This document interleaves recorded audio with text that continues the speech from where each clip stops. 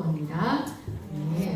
이 말씀을 통해서 저와 여러분이 함께 제가 받은 은혜를 여러분도 함께 받으시게 되기를 간절히 축복합니다. 사랑하는 여러분, 우리는 민수기 1장에 나타나는 12지파의 지도자들의 이름과 그들이 조사한 백성의 숫자들이 기계적으로 반복되는 것에 대하여 숨이 막히다 라고 하시는 분도 있고, 이게 오늘날 나에게 무슨 의미가 있는가 라고 여기시는 분도 있을 것입니다. 그런데 여러분, 이 명단과 숫자들은 당시 이스라엘 백성에게 있어서 너무나 중요한 의미를 갖는 것들이었습니다. 이 숫자와 명단은 그들의 과거, 현재, 미래가 모두 담겨있는 것들이었습니다. 그것들을 통해 그들은 하나님과 그들의 관계성, 하나님이 그들을 어떻게 인도해 오셨는지에 대한 역사의식을 가질 수가 있었습니다. 그리고 그 속에는 현재 그들의 정체성, 그들이 현재 어디에 서 있고 어떤 모습으로 서 있어야 하는지, 그들이 누구인지를 발견할 수 있게 해주는 명단입니다. 그리고 또한 그것은 앞으로 그들에게 어떤 일이 일어날 것인가, 앞으로 하나님이 그들을 통해서 무엇을 하실 것인지 그들의 미래에 대한 소망을 꿈꿀 수 있게 해주는 그런 것이었습니다. 그런데 여러분, 이것은 단지 이스라엘 백성에게만 해당되는 것이 아닙니다. 민수기 말씀은 오늘 우리를 위한 거울로 기록이 되어 있다고 사도 바울이 말씀하였습니다. 여러분, 이 명단은 이스라엘뿐만 아니라 오늘 우리에게도 너무나 중요한 구속사적 메시지를 가득 담고 있다는 것을 배우시게 되시기를 간절히 축원합니다. 우리도 이스라엘 백성들처럼 이 명단 속에서, 이 숫자 속에서 우리의 과거를 발견하고 우리의 현재를 발견하고 우리의 미래를 꿈꿀 수 있게 되기를 간절히 축원합니다. 인구조사는 출애굽 이후 가나안 정복 이전까지 도합 3번, 총 3번 이루어지게 됩니다. 그래서 1차 인구조사는 애국을 떠난 지 3개월이 되었을 때 시내 광야 회막에서, 시내 광야에서 성막 건립을 위해서 생명의 속전을 거두기 위해, 세금을 거두기 위해 시내 광야에서 실시합니다. 그것이 출애굽기 30장 12절 말씀입니다. 그리고 2차 계수는 민수기 1장에서 광야 여정을 시작하기 직전 다시 한번 하나님께서 명하시는 말씀으로 시작됩니다. 그리고 마지막으로는 38년 후 모압 평지에서 모압 평지에서 가나안에 들어가기 직전에 광야 세대, 그러니까 광야에서 태어난 세대를 위한 인구 조사가 실시됩니다.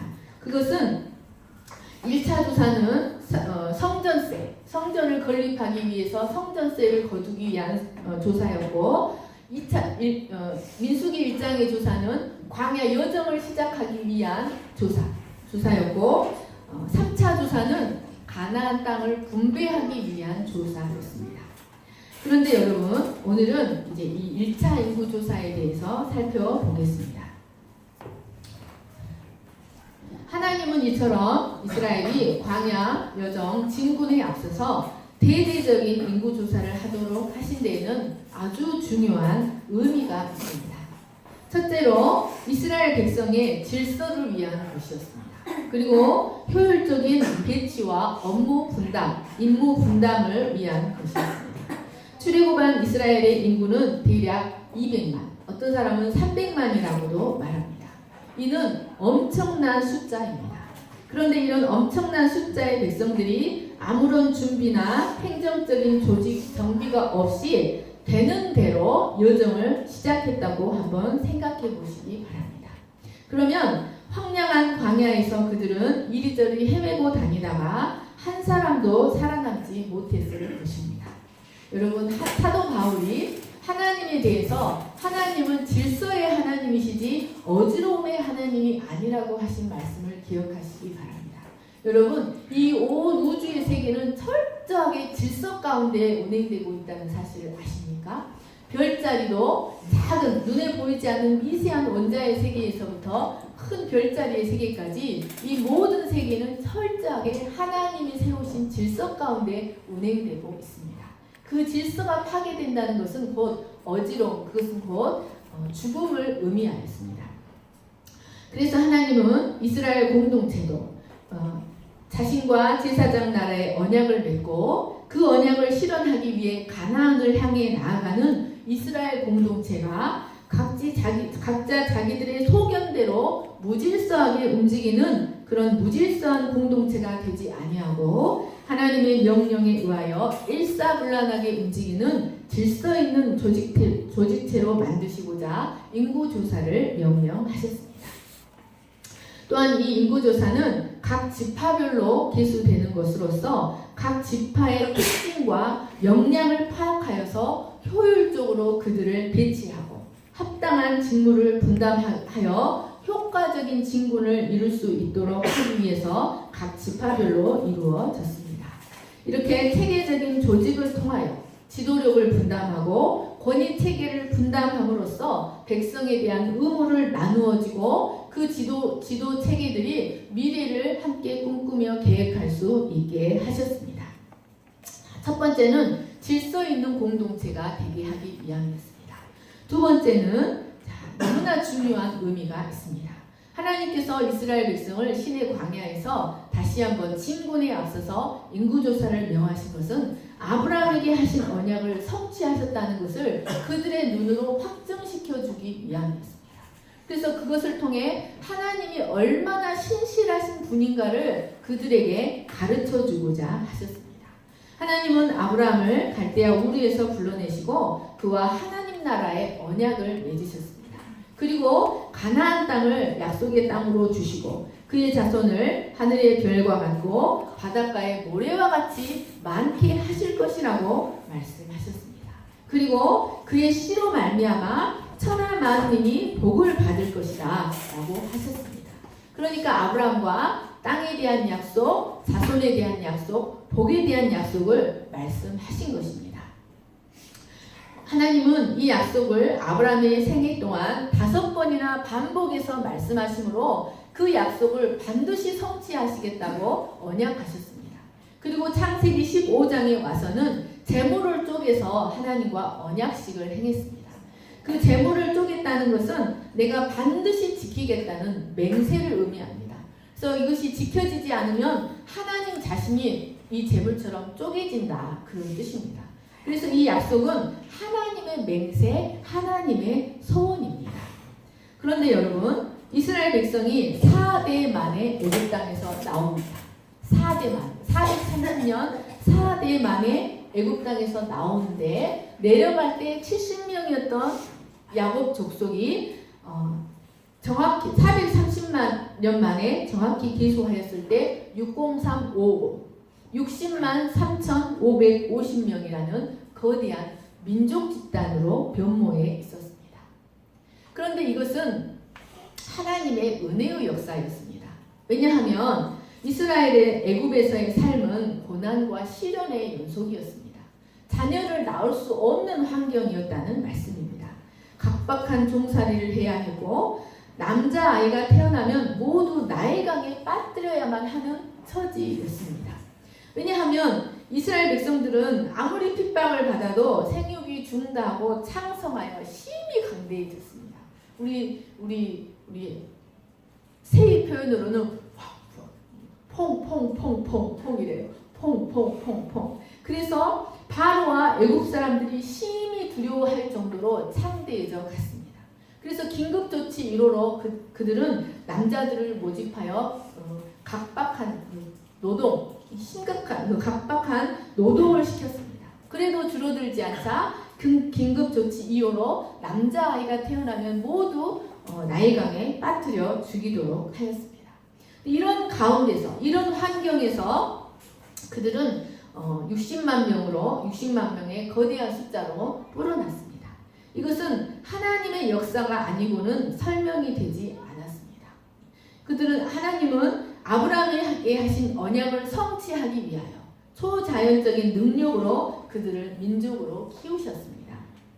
하나님은 신의 광야에서 인구조사를 하게 하심으로써 언약의 신실하신 하나님, 어떤 상황 속에서도 언약을 반드시 지키시는 그 하나님을 그들에게 확증시켜 주고자 하셨습니다. 여러분, 이를 통해서 이스라엘 백성은 어떤 소망을 가질 수가 있게 되었을까요? 그것은 지금 그들이 향해 가는 가나안 땅의 소망도 하나님이 반드시 지키실 것이다. 가나안 땅에 대한 언약도 반드시 지키실 것이라는 믿음과 소망을 가질 수가 있었을 것입니다. 여러분, 하나님은 이 광야의 여정을 시작하는 그들에게 이 믿음을 심어주기를 원하셨습니다. 여러분, 민수기의 가장 중요한 주제는 바로 하나님은 신실하시다라는 것입니다. 민수기를 한마디로 줄이면 하나님은 신실하시다입니다. 이스라엘 백성이 광야에서 불평하고 두려워하고 시험하고 하나님의 진노를 받은 이유는 이 신실하신 하나님에 대한 믿음을 잃어버렸기 때문이었습니다. 믿음을 잃어버렸을 때 그들은 두려워하고 불평하다가 하나님의 진노를 당했습니다. 그래서 하나님은 이스라엘이 광야 여정을 시작하는 시점에 있어서 이 신실하신 하나님에 대한 믿음을 갖고 그 발걸음을 시작하기를 원하셨습니다. 이처럼 하나님은 우리의 삶의 모든 순간에도 우리와 함께 계십니다. 우리가 극심한 고난을 당하는 그 순간에도 하나님은 여전히 약속을 이행하고 계시고 여전히 일하고 계신다는 믿음을 갖기를 원하십니다. 그 믿음을 잃어버리면 우리는 주저앉아서 불평할 수밖에 없습니다. 하나님은 축복의 순간뿐만 아니라 고난의 모든 순간에도 하나님 나라 가는 그 순간까지 우리와 함께 계시고 우리에게 행하신 모든 언약을 친히 성취해 가시는 하나님이십니다. 여러분, 우리의 인생의 여정을 걸어갈 때 하나님은 그 믿음으로 걸어가기를 원하십니다. 아멘. 세 번째로 하나님께서 인구조사를 명하신 이유는 언약 백성의 정체성과 자존감과 자부심을 심어주기 위함이었습니다. 하나님은 이스라엘 백성을 계수하심에 있어서 아무렇게나 하신 것이 아니라 그 계수하는 원칙이 있었습니다. 자, 2절 말씀을 다시 한번 같이 읽겠습니다. 시작. 너희는 이스라엘 조상의 모든 회중 각 남자의 수를 그들의 종족과 조상의 가문에 따라 그 명수대로 계수할지니. 여러분, 하나님은 먼저 12지파를 나누게 하시고 그 다음에는 그 지파 안에 종족별로 가족별로 나누게 하셔서 아주 치밀하게 계수하게 하셨습니다. 첫 번째는 지파와 종족과 가족을 따라 계수하게 하셨습니다. 그래서 18절 말씀을 읽어보시면 계수에 임했던 족장들이 자기 계통별로 신고했다라고 나옵니다. 자기 계통을 따라 신고했다. 그러니까 언약 백성으로 계수될 수 있기 위해서는 먼저 자기 지파를 당당하게 신고할 수 있어야 했습니다. 먼저 지파 안에 속해 있어야만 했습니다. 여러분, 하나님은 왜 그러면 이 인구조사를 각기 자기 가문을 따라 종족을 따라 신고하게 하셨을까요? 여러분, 이 12지파의 구분은 언제 생깁니까? 창세기 49장에서 생깁니다. 창세기 49장에서 하나님은 야곱이 계승받은 그 언약이 12아들을 통해서 계승될 것이라고 예언합니다. 야곱을 통해서 12아들들에게 예언을 주십니다. 그런데 여기서 12지파로 구분하여 계수하는 것은 그 창세기 49장에서 야곱에게 하셨던 그 언약을 성취하신다는 의미가 담겨 있습니다.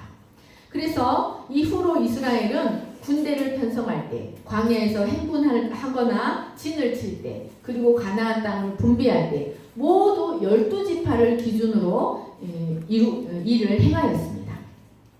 하나님께서 이렇게 지파와 종족과 가족, 자기의 계통별로 신고하게 하신 것은 자기의 출생의 근원을 기억하게 하는 이유가 있습니다.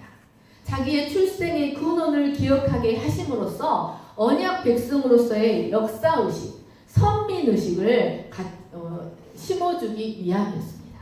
그리고 하나님과 언약 맺은 언약 백성으로서의 그 언약 공동체 안에 소속된 나, 언약 공동체 안에 한 사람으로서의 자신을 발견하게 함으로써 유기적인 연대감, 공동체 의식, 연대 의식을 갖도록 하기 위함이었습니다.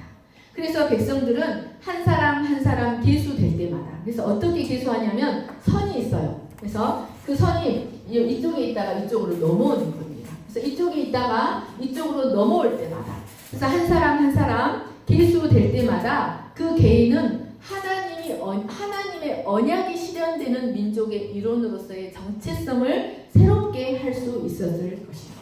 하나님의 언약이 실현돼 하나님과 언약 맺은 그 가문의 일원으로서의 한 사람으로서의 자신을 자각하고 선민으로서의 정체성과 자부심을 가질 수가 있었을 것입니다. 이로써 공동체 의식을 새롭게 하고 그들의 결속력을 견고히 할 수가 있었을 것입니다. 여러분, 그러니까 이것은 다시 말하면 이런 배경으로 인해서 이스라엘 사람들은 자신을 소개할 때 늘 개인으로 소개하지 않아요. 누구 지파의 무슨 종족의 누구의 아들 누구로 소개하는 것입니다. 그래서 늘 자기가 속한 지파와 가문을 이야기함으로써 선민으로서의 자부심을 나타내었습니다. 그들은 한 개인으로서의 자신보다 하나님의 언약과 연관된 가문의 일원으로서의 자신을 소개하는 것을, 일원으로서의 속한 자신을 더 중요하게 생각했습니다. 심지어 그들은 자신이 죽은 후에도 그 가문을 통해 자신이 계속해서 살아있다고 믿었습니다. 네. 자, 그래서 언약 공동체, 언약 백성으로서의 연대감, 자부심을 심어주기 위해 지파별로 계수하게 하셨습니다. 두 번째로 그 명수대로 계수했다는 말은 그 이름의 수대로, 그들의 이름들의 수대로 계수했다는 뜻입니다. 이것은 그 족보에 기록된 이름대로 세세하게 그 이름을 한 명도 빠뜨림이 없이 모두 계수했다는 뜻입니다. 그래서 민수기 1장과 26장에 나타나는 인구조사 기록을 보면 도매금으로 총계만 말해도 될 것 같은데 하나님은 많은 지면을 할애하셔서 각 지파에 속한 숫자를 일일이 말씀하게 하셨습니다. 이것은 아브라함의 자손으로 계수된 한 명 한 명이 하나님 앞에 얼마나 소중한가를 나타내고 있습니다. 아브라함의 자손, 언약의 자손으로 계수된 아브라함의 자손이 한 사람 한 사람이 얼마나 소중한지, 그리고 한 사람도 소홀히 여기지 아니하신다는 것을 나타내고 있습니다. 그리고 아브라함의 언약으로 탄생한 한 사람 한 사람을 통해 하나님의 통치가 이루어지는 하나님의 나라가 실현되기를 원하십니다.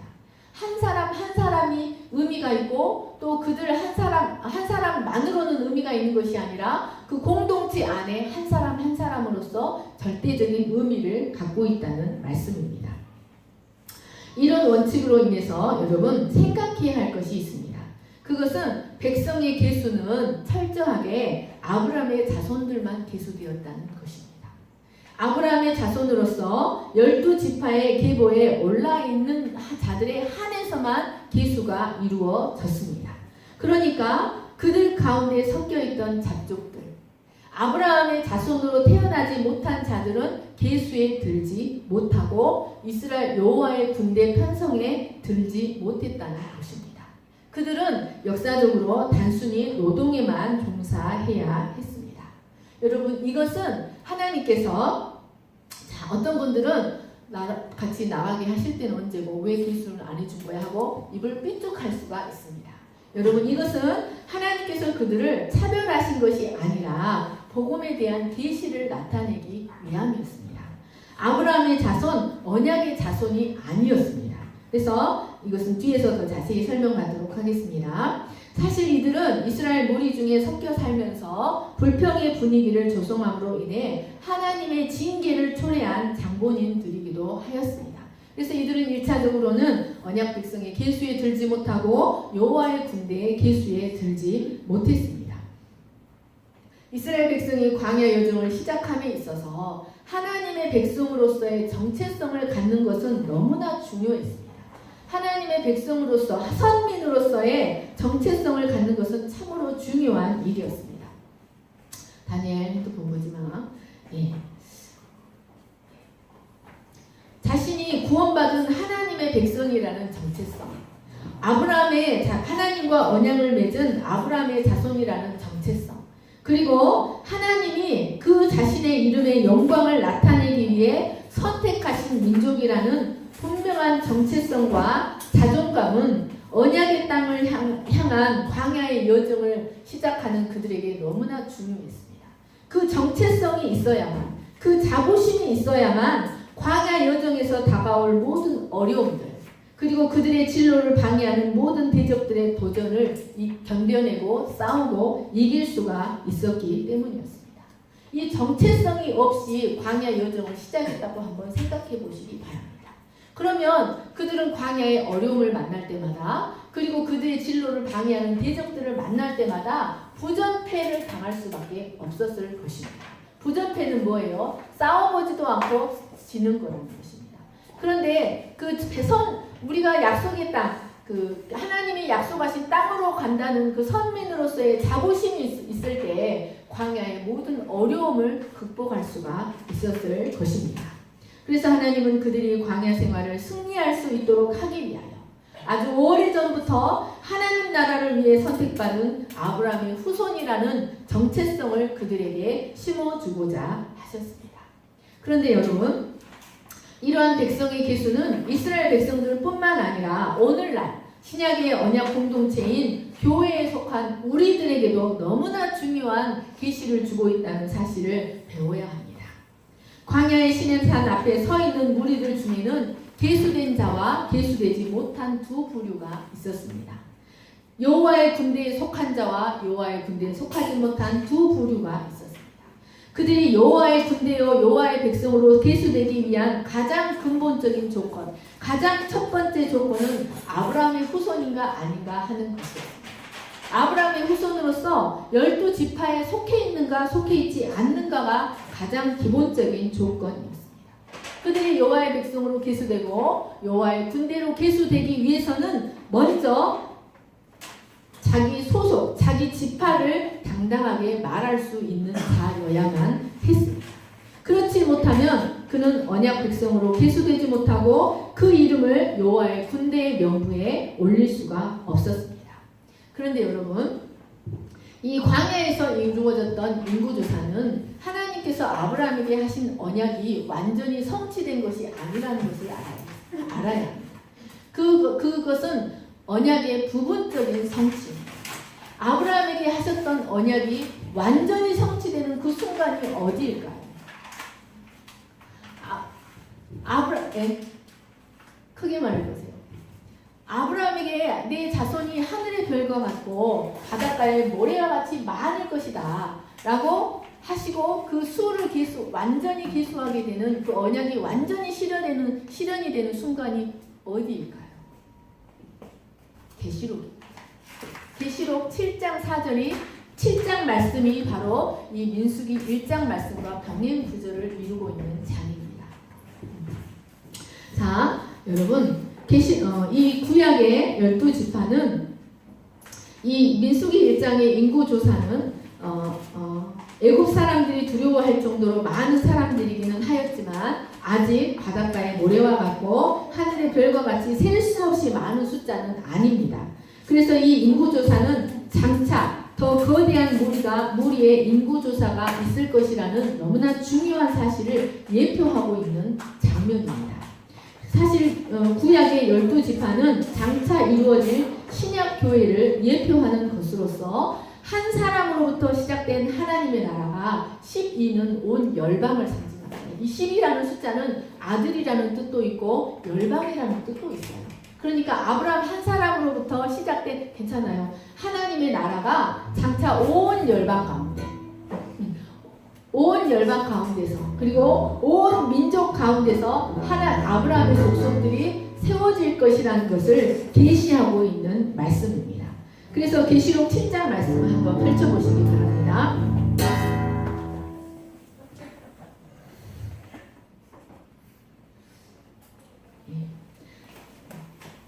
이스라엘 백성이 이스라엘 백성 군대를 계수할 때 저런 미련이 온 뒤엉킨 어린아이는 계수되기 때문에 20살 이상이 되어야만 계수가 됩니다.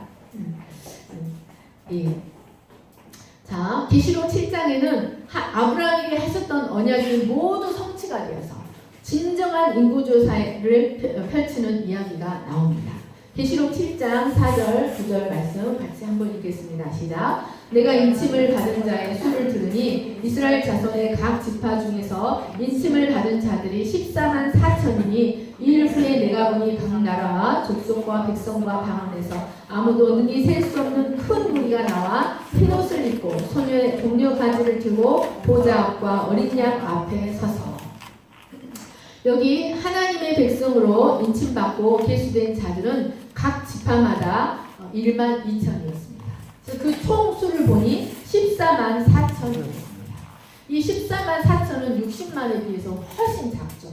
이 14만 4천은 그냥 그 숫자 자체가 아니라 메시지를 담고 있는 숫자예요. 게마트리온이라고 하나님의 메시지가 담겨있는 숫자로 12 곱하기 12 곱하기 1000이에요. 그래서 온 열방 가운데 모든 구약과 신약의 모든 세대 가운데 그리고 온 열방 가운데서 선택된 하나님의 백성의 온 수, 만수를 상징하고 있습니다. 그런데 여러분, 민수기의 인구조사는 이 마지막 때 이루어질 진정한 인구조사에서 기업을 얻기 위하여 하나님의 명부에 자신의 이름을 올릴 수 있는 자가 어떤 자인가를 이 민수기 1장 말씀은 이 계시록 7장에 나오는, 그래서 하나님의 백성으로 계수될 수 있는 자, 영원한 하나님 나라에 들어갈 수 있는 자가 어떤 자인가, 그 기준이 무엇인가가 민수기 1장에 나와 있습니다. 그것은 뭐냐면 아브라함의 자손이어야 한다는 말씀입니다. 아브라함의 자손이요 12지파에 속해 있어서 내가 당당하게 아브라함의 자손이라고 말할 수 있는 자가 그 백성으로 계수될 수 있다는 것을 계시하고 있습니다. 광야의 이스라엘이 여호와의 백성이요 여호와의 군대로 계수되기 위해서는 가장 먼저 아브라함의 자손으로 자신의 지파와 종족과 가족에 대해서 당당하게 말할 수 있어야 했습니다. 이와 같이 마지막 인구조사 때에도 그리스도의 십자가와 부활을 믿는 믿음으로 말미암아 그리스도에게 속한 생명을 받고 하나님의 권속이 되었다고 당당히 말할 수 있는 자가 하나님의 백성으로 계수될 수가 있습니다. 그 안에 그리스도의 생명이 있어야만 하나님의 권속이 됩니다. 근데 사도 바울은 로마서에서 우리의 믿음이 아브라함의 믿음과 같은 믿음이라 그리스도의 십자가와 부활을 믿는 믿음이 믿음의 조상 아브라함의 믿음과 같은 믿음이라고 말하고 있습니다. 그러니까 여러분, 마지막 때 인구조사에 계수될 수 있기 위해서는 생명의 명부에 자신의 이름을 올릴 수 있기 위해서는 당당하게 내가 하나님의 생명을 받은 하나님의 자녀라고 말할 수 있는 자녀야만 한다는 것입니다. 여러분, 이것이 신학적으로 도움일 본질입니다. 도움일 본질. 여러분, 개는 개를 낳아요. 고양이는 고양이를 낳아요.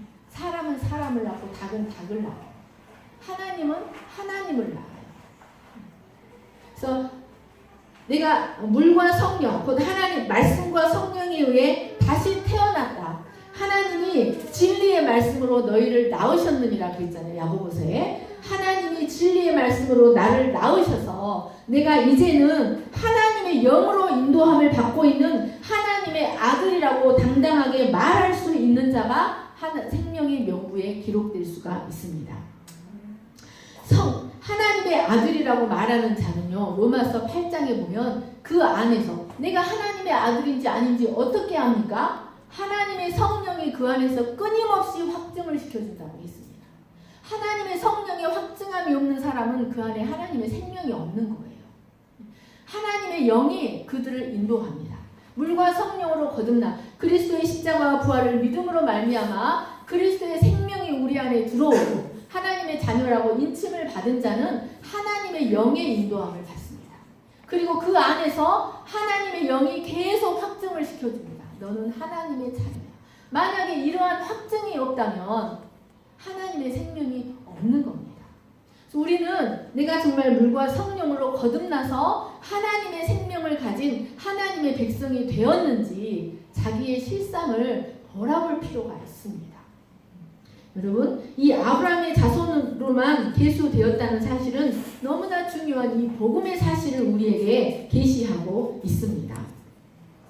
그래서 내가 하나님의 아들이라고 말할 수 있는 자, 그 안에서 하나님이 진리의 말씀으로 나를 낳으셨다고 당당하게 선포할 수 있는 자, 성령이 내 안에서 끊임없이 내가 하나님의 사랑을 받는 하나님의 자녀라고 확증시켜 줍니다 라고 말할 수 있는 자가 진실로 믿음의 여정을 시작할 수가 있습니다.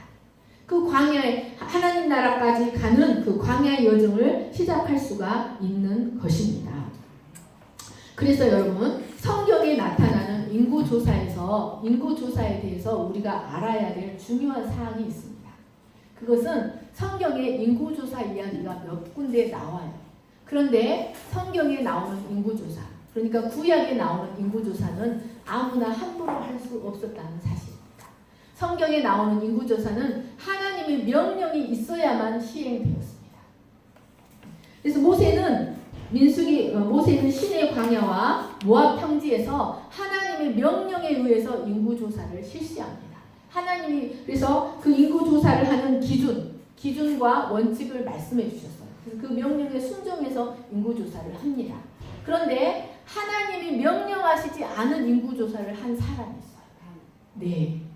다윗이 왜 인구조사를 했을까요? 하나님이 명령하시지 않은 인구조사를 했을 때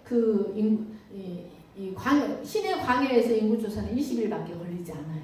하나님이 신속하게 하신 거예요. 그런데 다윗이 인구조사를 할 때는 9개월이 넘도록 걸려요. 그리고 그 인구조사를 하고 나서 3개월 동안 7만 명이 전염병으로 죽어요. 하나님의 징계를 받아요. 이것은 무슨 의미가 있을까요? 여러분, 이것은 다윗이 인구조사를 실시한 것은 하나님의 명령에 의해서가 아니라 자신이 원해서 실시한 조사였습니다. 그것은 자기가 강성해지자, 나라가 강성해지자 교만해져서 자신을 나타내고자 하는 마음을 갖고 인구조사를 실시한 것이었습니다. 그 결과로 전염병이 돌아 7만 명, 3일 만에 7만 명이 죽는 참사가 일어났습니다. 그것은 그의 인구조사가 자기 세력과 군세와 영광을 나타내기 위함이었기 때문이었습니다. 하나님을 의지하려 하기보다 군사의 세력을 의지하고 자기 영광을 나타내기 위함이었습니다. 하나님은 그것을 기뻐하지 않으셨습니다. 여러분, 이러한 사실들은 우리에게 무엇을 가르쳐 줍니까? 하나님의 백성의 계수는 철저하게 하나님 권한이라는 것입니다. 하나님 백성의 계수는 철저하게 하나님께만 속한 권한이요, 하나님의 백성 한 사람 한 사람에 대한 절대적인 지배권은 오직 하나님께만 있다는 사실을 가르쳐줍니다. 아멘. 그래서 하나님은 인구조사를 명하실 때 그것을 조사하는 기준까지 친히 말씀하시고 숫자에 아주